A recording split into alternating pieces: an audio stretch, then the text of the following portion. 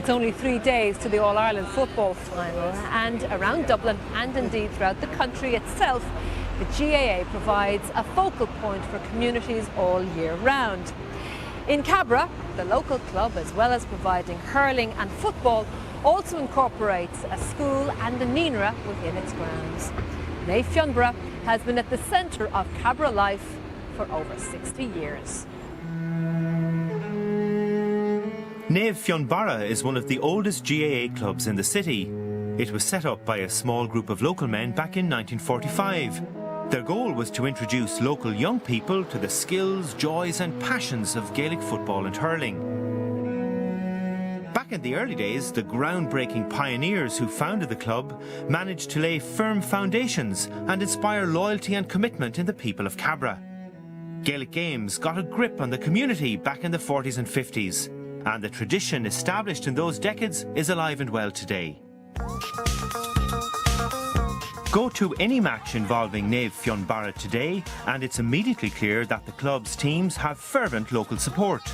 On a wet, squally night on the north side of the city, the senior team is playing away against another Dublin club.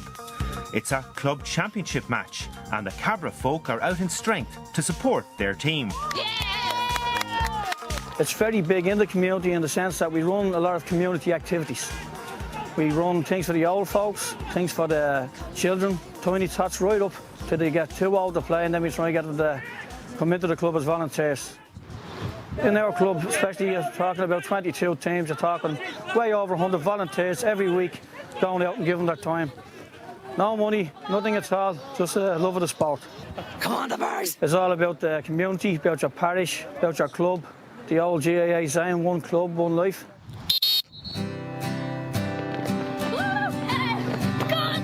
There are several hundred active hurlers and footballers in the club.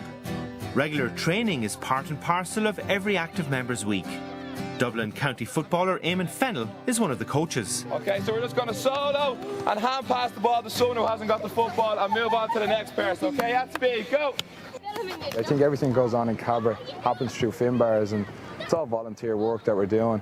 I think people buy into that and the kids see like it's free. The membership here is €50, if not cheaper. So it's cheap enough to join and all the lessons are free, and it's a year thing, it's on all year round. We don't take breaks, we have events in the summer to keep the kids going, and I think the parents like that and they buy into it. Oh, it's not rugby we're playing. Been here now 4 years, and I think just to see the kids develop as players is what I get out of it, like, you know, and watching them grow up into great players. There's a few lads that I would have coached, and lucky enough they're on Dublin development squads now, and they're now playing senior hurling and senior football with the club. And that all stemmed from the primary schools and the work that we did in the schools and how far they're after coming on. Okay, you ready? Go! For the more senior players, physical fitness is paramount. For these young men, there's a planned scientific approach to their training.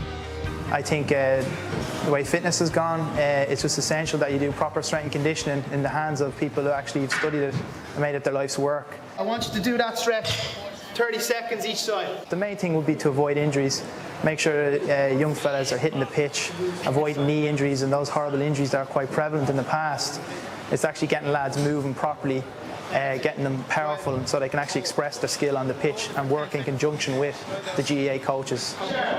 The days of 40, 50 laps around the pitch as the only means of fitness, I think, should be gone and should be over.